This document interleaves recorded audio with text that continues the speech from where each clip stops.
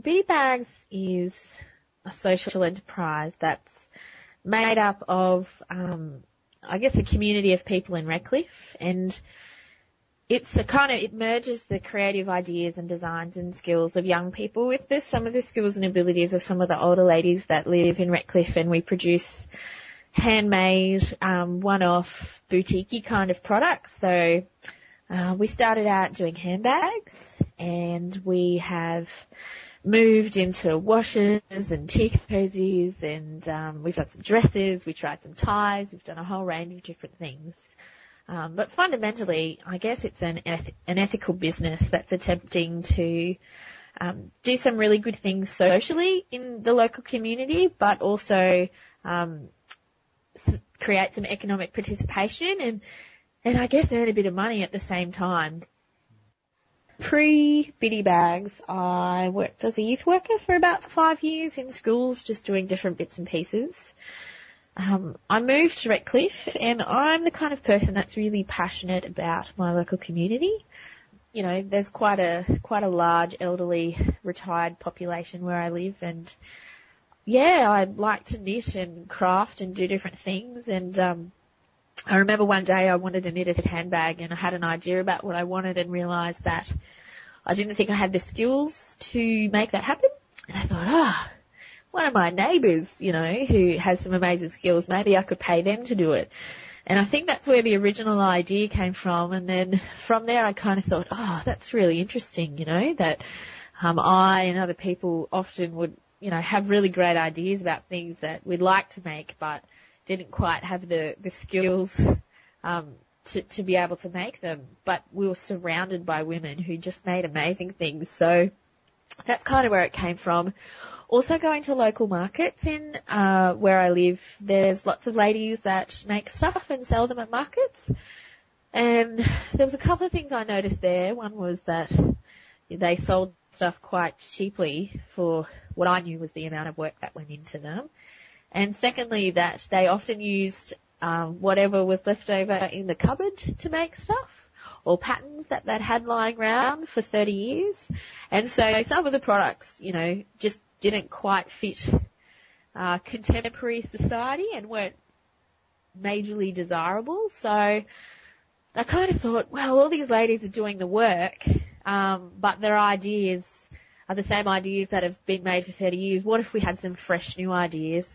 You know, the ladies would still be doing the same amount of work. We could sell stuff for more than what they were selling them and give it a good go. So there was probably lots of those thoughts that came to mind. But probably the biggest thing was I'm a bit of an ideas person, so I kind of always have these ideas, and I guess why this idea. And with this idea, I told a few people about it, and I had enough people say, you know, that's a really good idea. So I decided, maybe I will give it a go. So that's kind of where it all started. I guess when I thought about what I wanted to do and that I wanted to work with older people and I guess use their skills, I thought very quickly that people would be very skeptical about that and very skeptical of me using them maybe and making money off them. So I thought straight up I couldn't set up a business that was about me making money, because that could be seen as quite unethical and might not really fit what I was trying to do. So I started looking into different types of company structures, and I think originally I looked at, I'm trying to remember what they're called.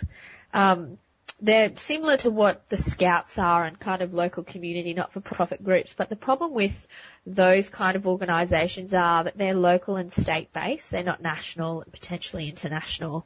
So that created a bit of a problem, because I thought, if we're going to do stuff online and if we want to sell overseas, we need to be a national company.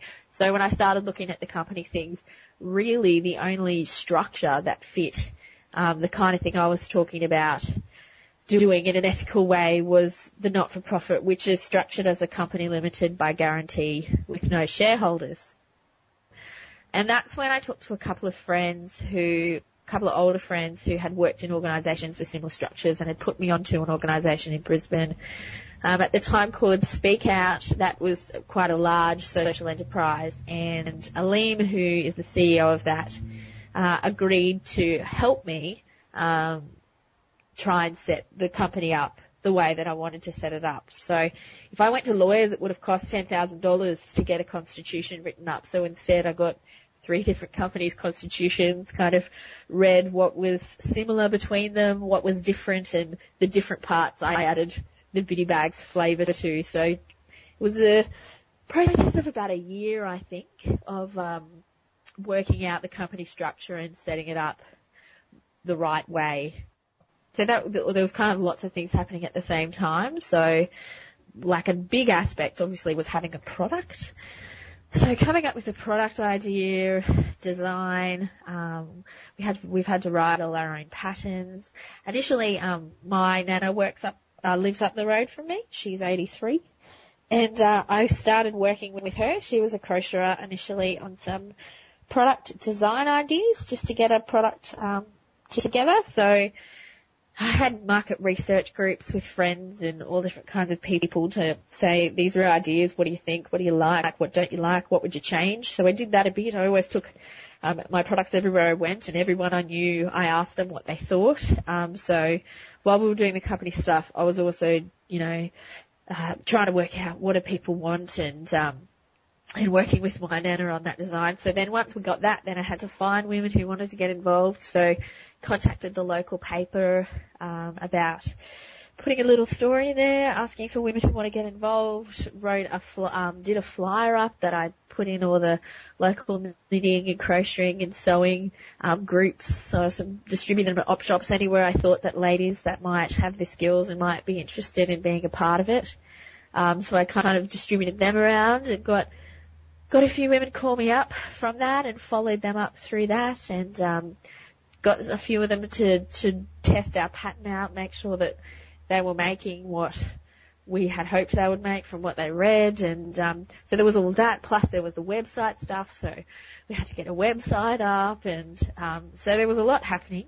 I did manage to get some grant funding. That was the other reason why the company structure I had was really important, that it allowed me to access funding that I wouldn't have been able to get through having a for-profit company. And I think in total it was 2 years from when I first had the idea to when we actually launched Biddy Bags. When I look back on it now, to be honest, sometimes I think, man, I don't know if I could do that all again, knowing what was involved, because there was so much involved. But having said that, what I've learned has been quite incredible. So it was never the same thing. It was setting up a company or developing web skills to do a website or working on a product. So I think because there was so many different aspects, I guess there was always something new.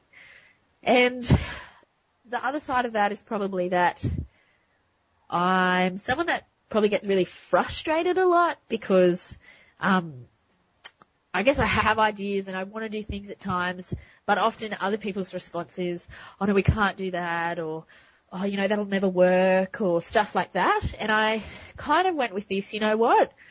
I'm actually going to do what I say I'm going to do and show that people can have great ideas and make them happen. One of my ladies, who's one of the ladies that does a lot of the work, is over in China at the moment on a holiday and was over in Egypt last year. So through her earning money, she's been able to go and do things she might not have been able to do otherwise. So that's been really exciting. And it's just the way they talk about it, the way they talk about how they can talk to their grandkids about it, and that there's a real connection point there. So on one hand, it's good that, they're able to earn income. Like another lady, had to buy a specialised bed because she was having back issues. So I guess them having the flexibility when stuff goes wrong to be able to earn more money. But on the other hand, feeling more connected, I think, with their grandkids, with their neighbours, because there's this story that they're a part of.